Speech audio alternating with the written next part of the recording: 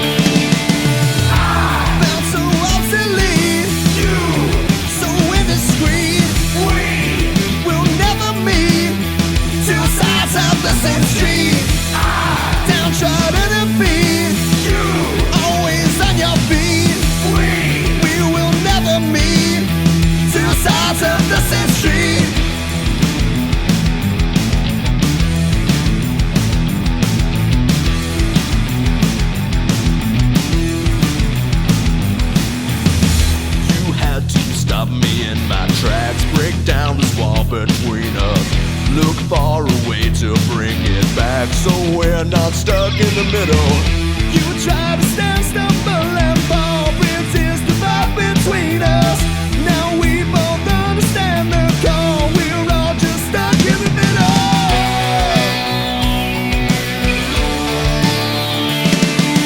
I felt so obsolete, you so indiscreet. We will never meet, two sides of the same street. Downtrodden and beat, you always on your feet. We will never meet, two sides of the same street.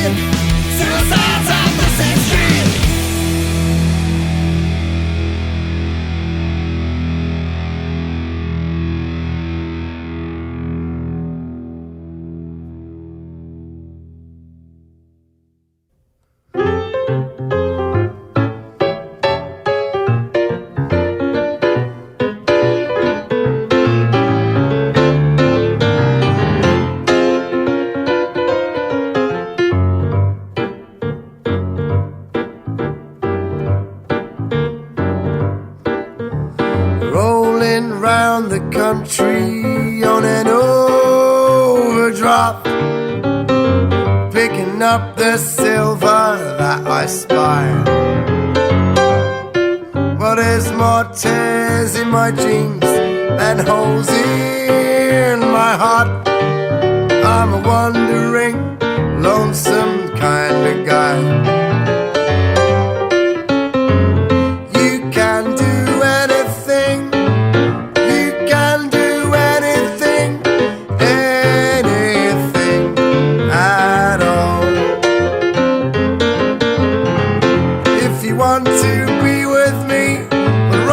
not be seen with me. I don't mind at all.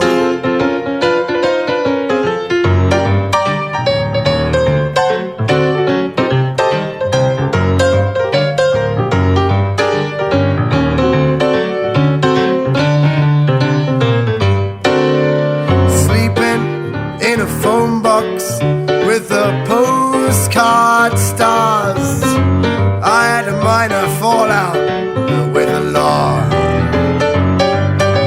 Well, there's more fear in your eyes and the hunger to love. Sit down, I'll tell you all the things I saw. Oh yeah, here we go. You can do anything, you can do anything, anything at all.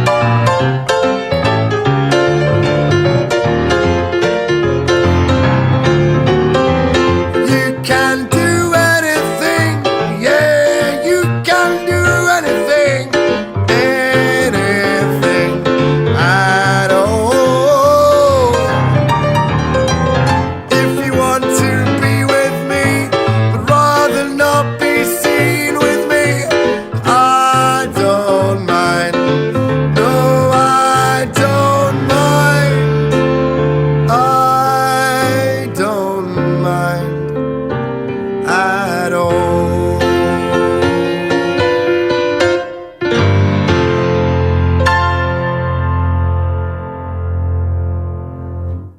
That was You Can Do Anything by Jazz DeLorean, and before that we had Same Street by Altered Mindset. You're listening to The Art Show on 106.6 FM Wickham Sound. I'm your host, Dane Cobain, and we have a highlights show this week, and so we're going to kind of catch up with some of the people that we've already caught up with. So we're going to start with Alex, and I've written Alex. Alex who? Which Alex was this? I speak to too many people, I don't remember. And this is a highlight from our recent show with author A.B. Frank. How would you describe Gaslamp fiction, and what are some of your favourite examples? It's basically a cross between historical fiction and horror, or fantasy, or crime even. Yeah.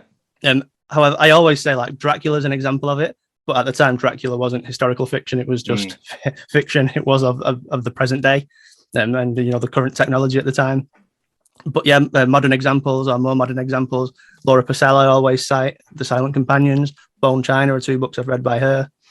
You've got The Woman in Black by Susan Hill. So that sort of thing. The Horse and Carriage, candelabras, Gothic, that type of wood-panelled libraries, stuff like that. That Awesome. Sort of visual scenery. And what was it that got you into reading that kind of stuff?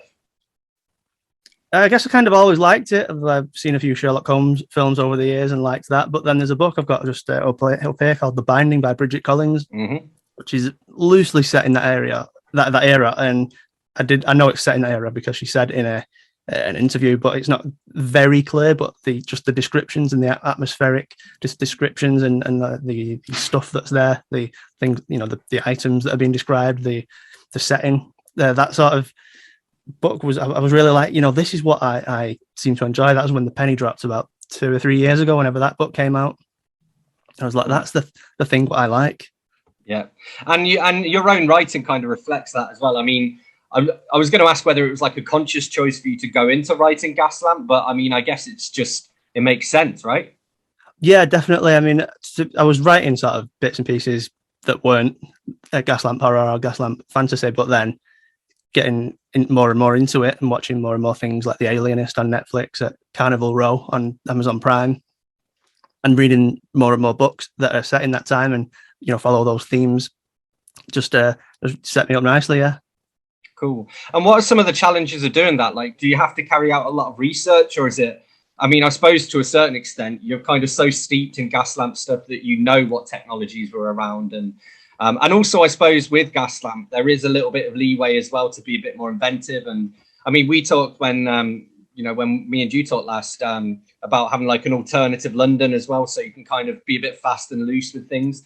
But how much research do you need to do? Yeah, I mean, some stuff I'd like you say, like just from my own consuming of that genre, I just come right and I'm like, oh, I best check that just to make sure, because it's just come off the top of my head. But like Google if I need anything really quick, like dates that things were invented, just to make sure that I can include it in a certain story. But yeah, I've got a bunch of books that you can't see here, like behind the chair, that are more for research purposes. Yeah, I've got some book about Manchester crime gangs and stuff like that from that era.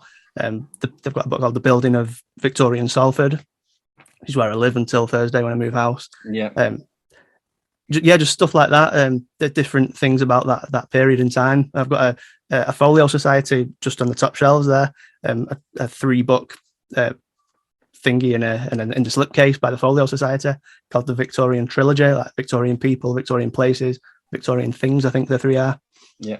Which is illustrated in really nice quality, but also has some great information in there. So things like that make a nice reference when you're writing a story. That was part of our chat with the author A.B. Frank, and this is what happened when we chatted to Lucy Constable, who is a poet. So I wanted to ask you about my question specifically is like, how can poetry stay relevant in our modern world? Because I think a lot of people look at poetry as something, something you're forced to learn at school, and it's just like all William Wordsworth and all of that kind of stuff. So how do you think that poetry can sort of stay relevant? Well, I think it already is relevant, but people don't realize. I mean, you look at music and rap, that's poetry. It's just poetry with a tune or with a beat, or you know, that in itself is poetry. So I think if people realize that, you know, if people disconnected it from the kind of, lack of a better phrase, poncy versions of poetry, you know, and people realize that rappers and songwriters, they are poets in themselves. And so I think if people realize that, they would realize how important poetry is to modern culture and to modern music. Yeah. They go hand in hand. Sorry. That's all right. No, I was going to say, my friend Dave, who you met at the open mic, he says that poetry is lyrics that people haven't found a tune for yet.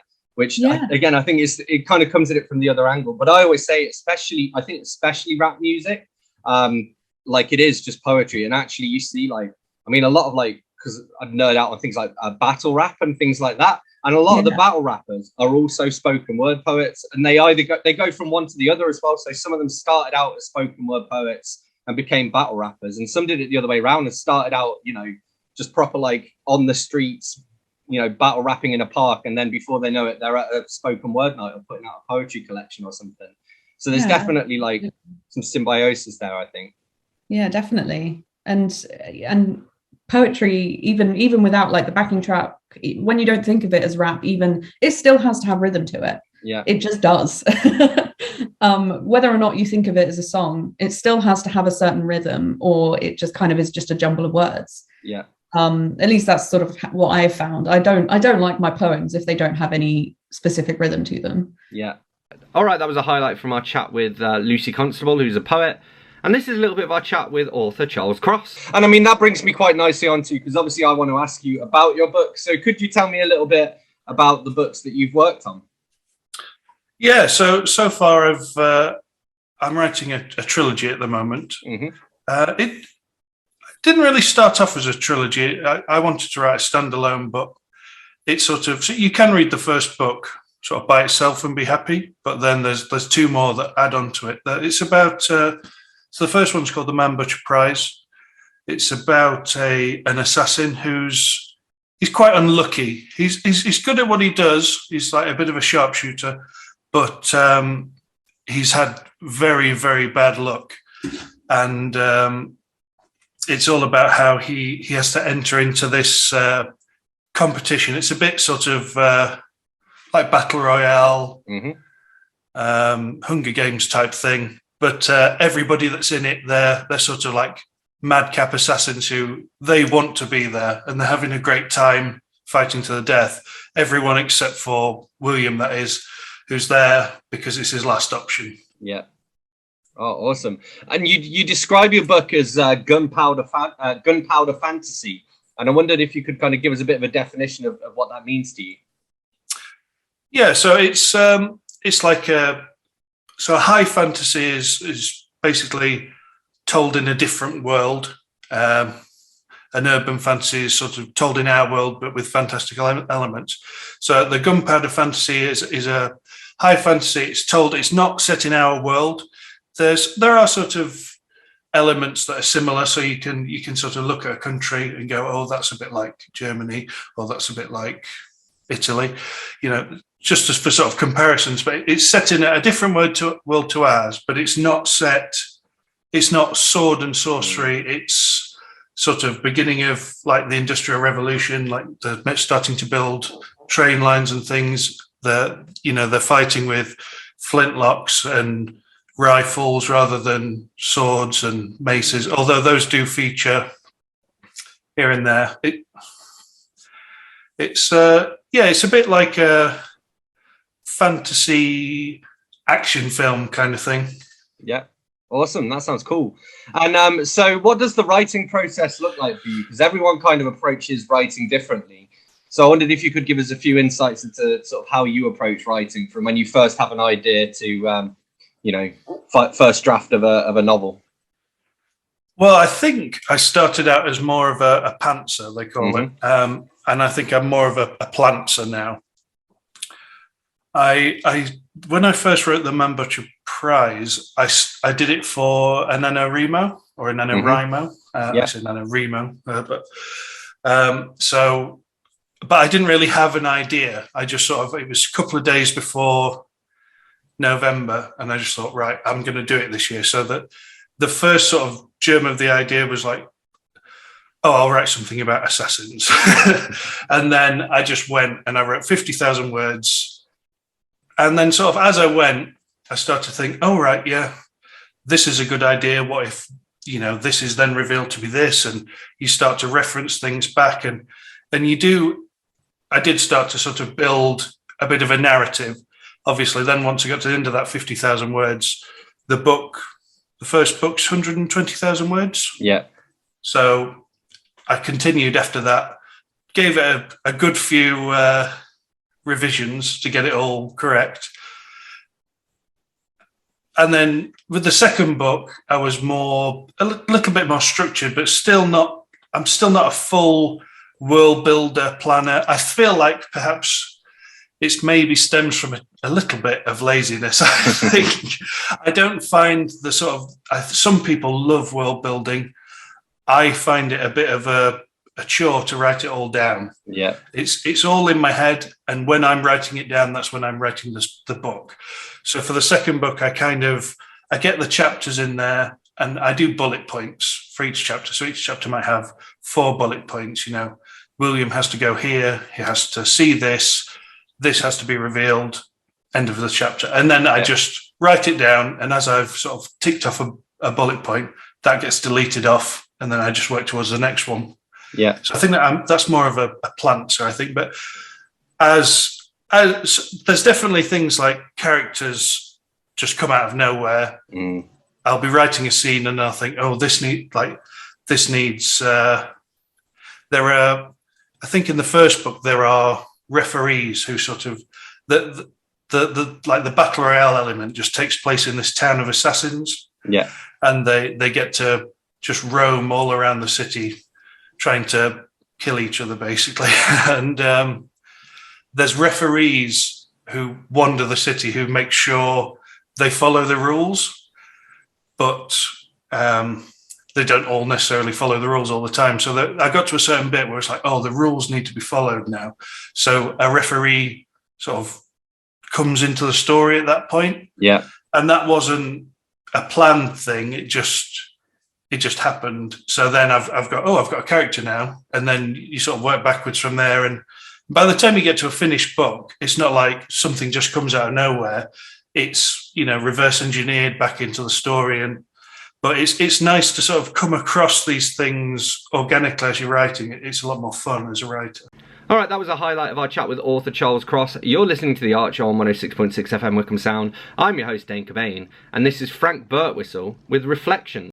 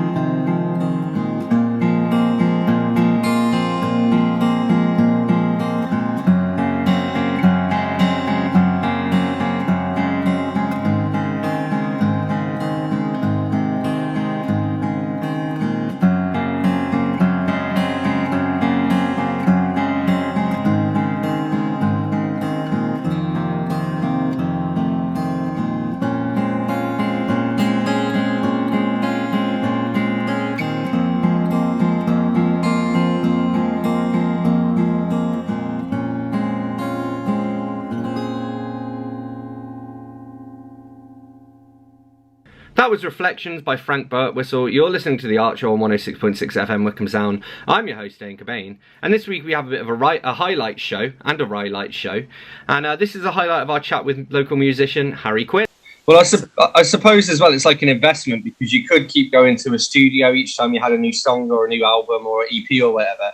Or if you can build that setup at home, then it kind of gives you more freedom. And I mean, because I guess as well, if you are in a studio, you know, you're kind of aware, you know, you're paying per hour or whatever. So there's kind of that pressure to get things done. Whereas if you've got that setup at home, you can experiment and you can try different things. And, you know, at the end of the day, if it doesn't work out, it's only really the time you spent on it that you've spent, you know. Exactly. And because obviously, music is extremely important to me. It's therefore important to get everything out and everything done well. And you're under pressure, and if perhaps you don't work quite well with someone that you've gone in to a situation in a studio, or there's something else going on, or in this instance, as you say, I'm happy to have made the decision to do my own recordings at the moment. Albeit they're taking a long time to do. Yeah.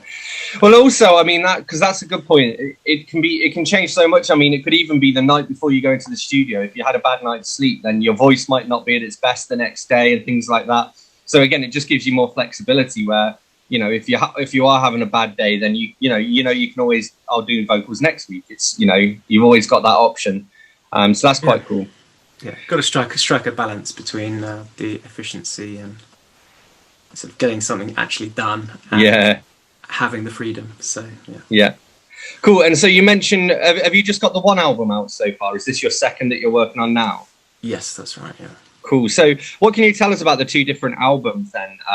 So maybe, you know, what people can expect from listening to the first one and what you've got in store when the second one's finished.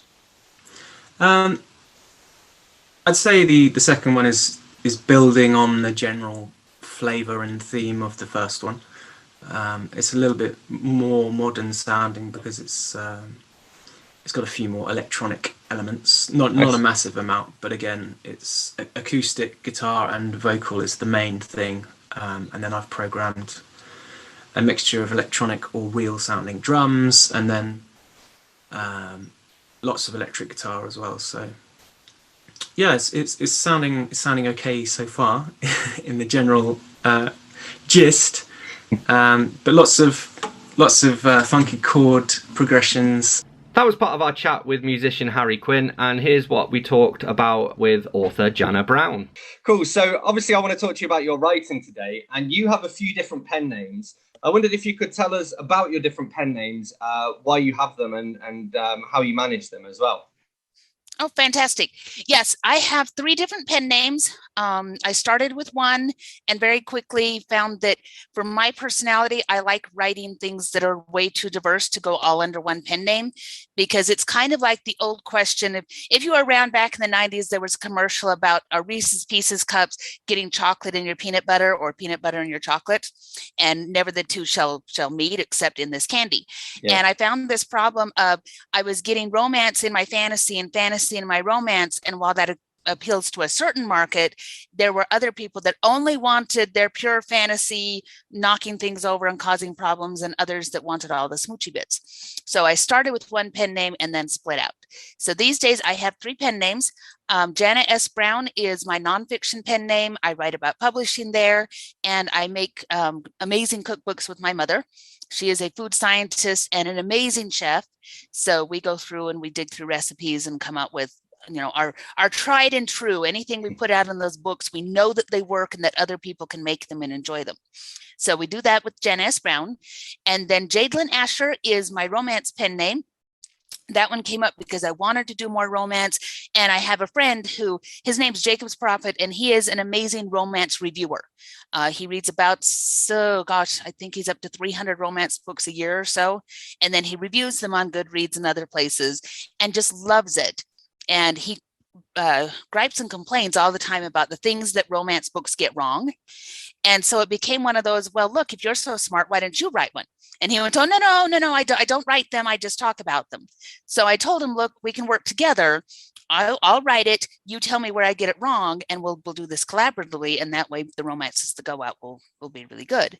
And I had some other romances I wanted to write too. So Jadlyn Asher was born, and that's everything that's romance. And we call it romance forward books because there's some contemporary romance there.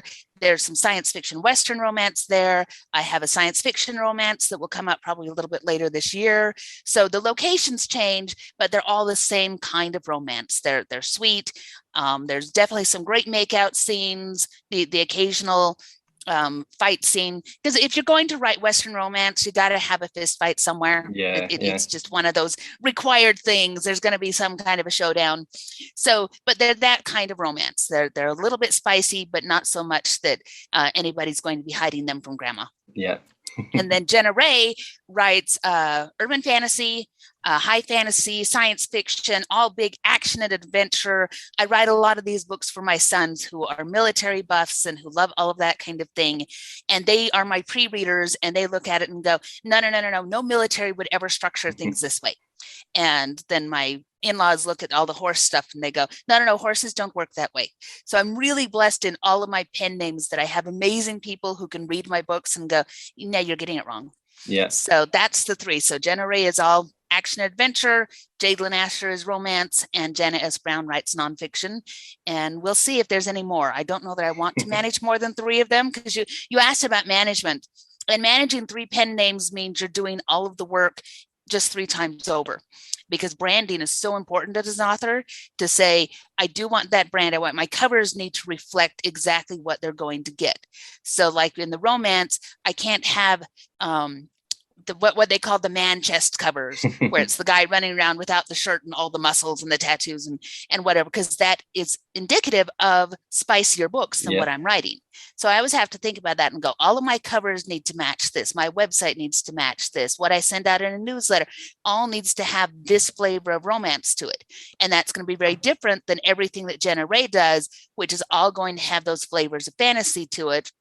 And then where you set yourself with the nonfiction as an expert in my field and working with my mother. So it takes a lot of juggling. If I was really smart, I would have stuck with one of these pen names and put like 10 books out before I switched. I would probably make a lot more money that way. But the reality is, for my personality, I can't stick with 10 books all in the same series before my muse says, no, you must do something else.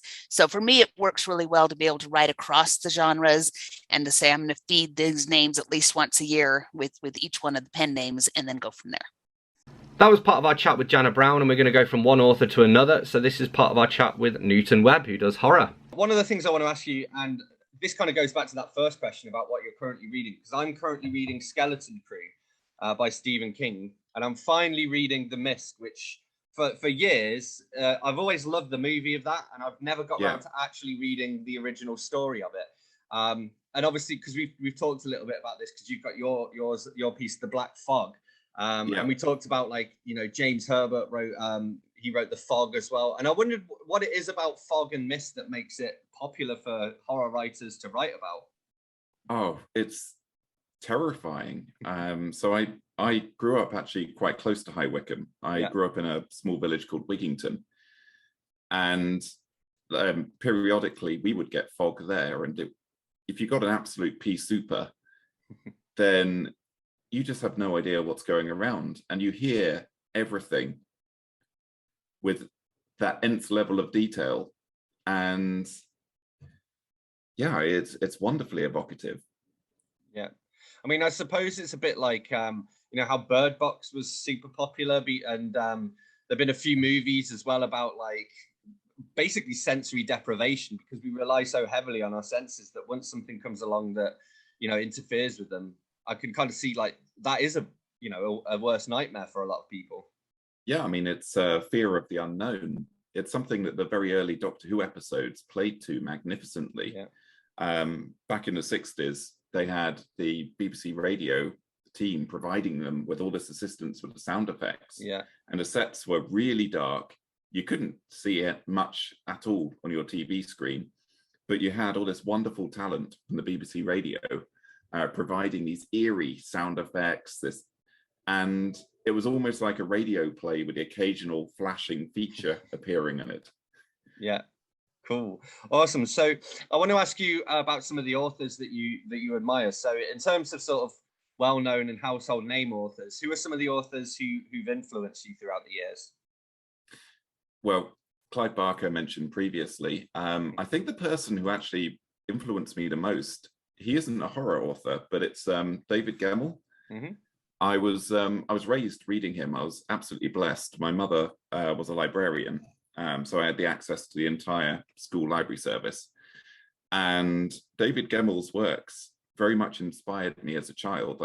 I've been writing pretty much my whole life, but it's only recently that I got seriously into it. Yeah. And it was David Gemmell and his books which first introduced me to the real sort of character arc, the real characters moving from black to white and becoming a shade of gray. And yeah, I absolutely loved him. Cool, awesome. And I wanted to ask as well about, I suppose, like more like indie writers. So have you come across any sort of throughout your travels whose work you really admire? Well, I have a nemesis. Did you get assigned a nemesis when you started off as a author? No, I skipped that bit. All right. No, Charles X. Cross. He's a perfidious knave and a gnarled toe.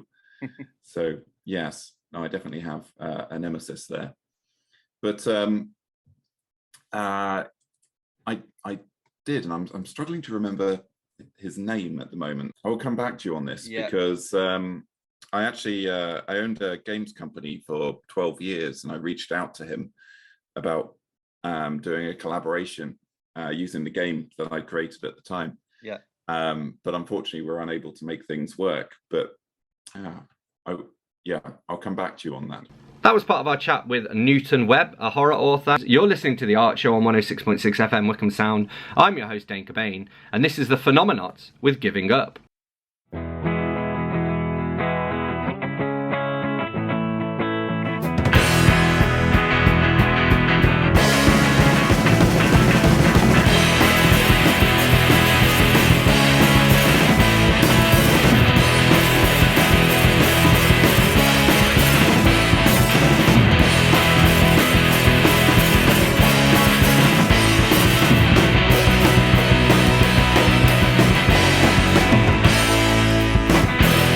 It's time that I leave. Been manipulating me like a puppet on a string. My heart hurts knowing I'll be found guilty, but it's best for you, and it's like it's best for me. Giving up on you, you cause nothing but pain. Now I'm walking away. Don't expect to see me again. I'm giving up on you. You cause nothing but pain. Yeah, I'm walking away. Don't expect to see me again.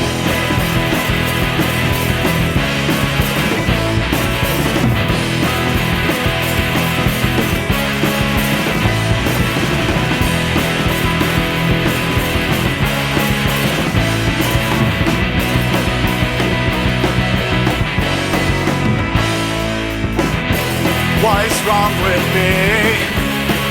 Apparently I'm not good enough. Well, that's your fault. That's why I'm calling out your bluff. I think you're scared cause you missed your chance. Cause I could have loved you, but now that is in the past. Giving up on you, you cause nothing but pain. Now I'm walking away. Don't expect to see me again. I'm giving up on you. You cause nothing but pain. Yeah, I'm walking away. Don't expect to see me again.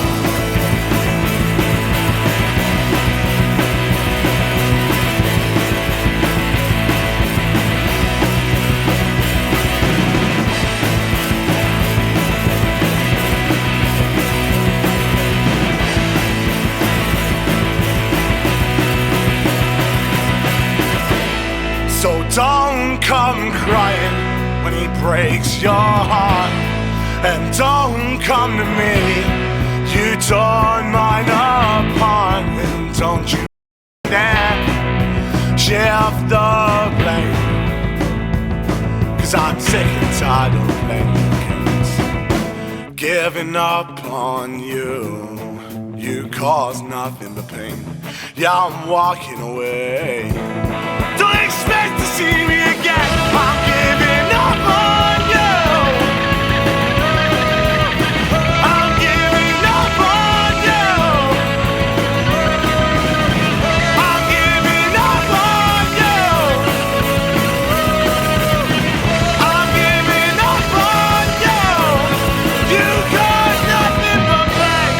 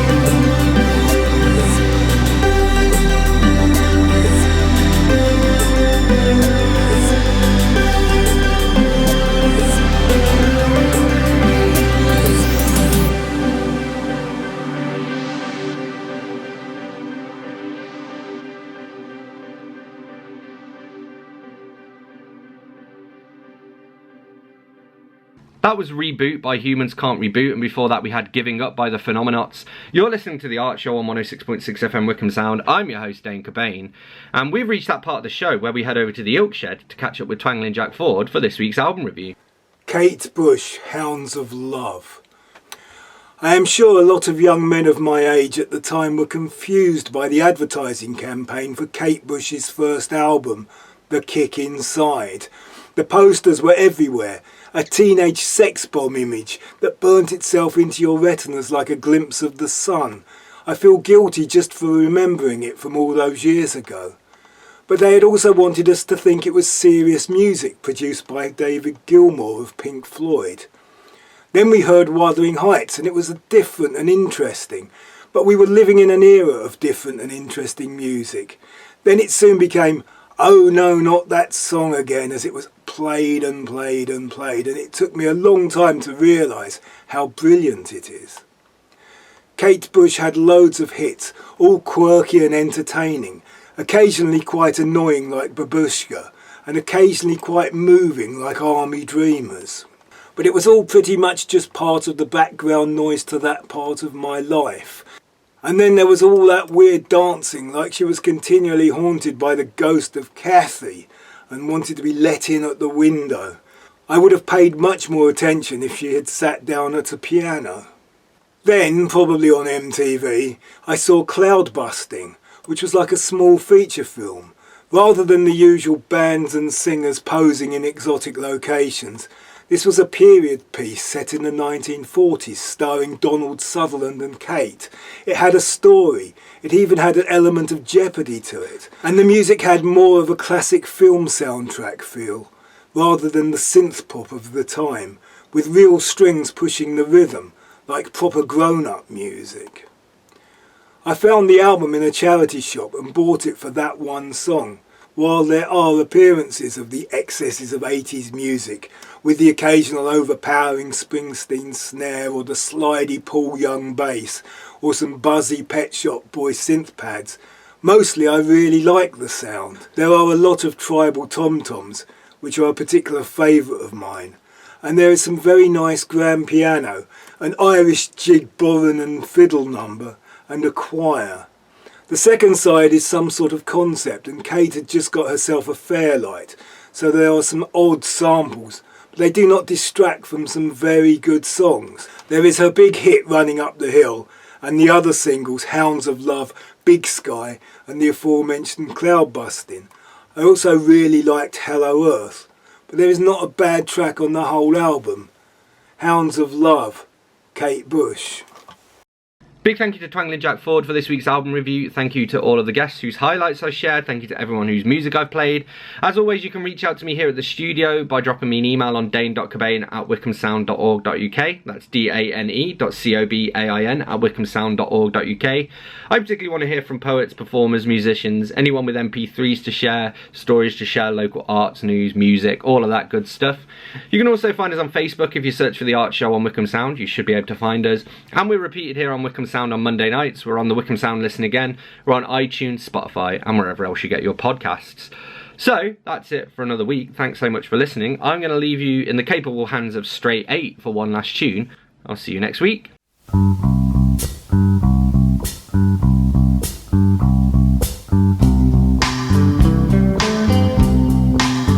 I've got sunshine on a cloudy day. When it's cold outside, I got the month of May. I guess you say, what can make me feel this way, my girl? I'm talking about my girl. I've got so much honey, the bees in me. I've got a sweeter song that I can sing than the birds in the tree. Well, I guess you say, what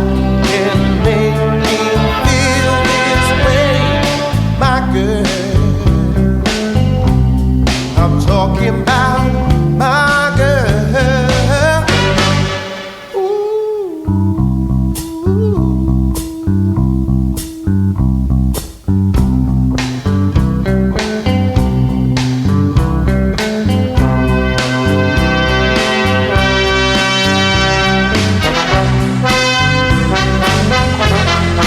Hey, hey, hey.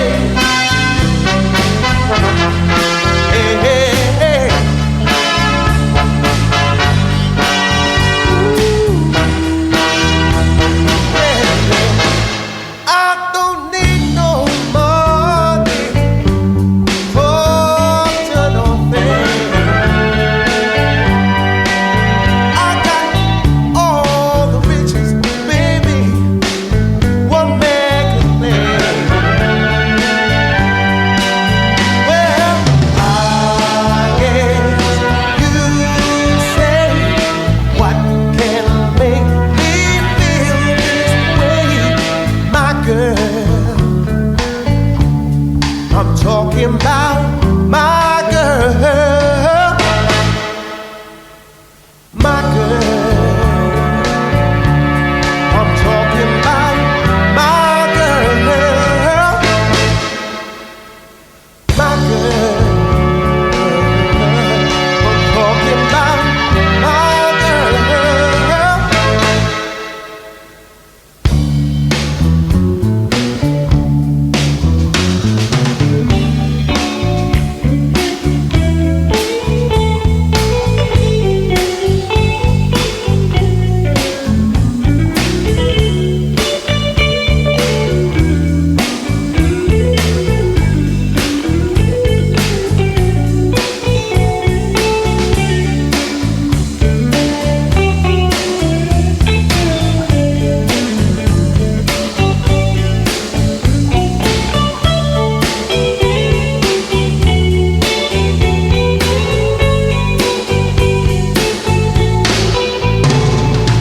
My girl, she's my girl, my girl, my girl. She's my girl, my girl, my girl. She's my girl, my girl, my girl. She's my girl.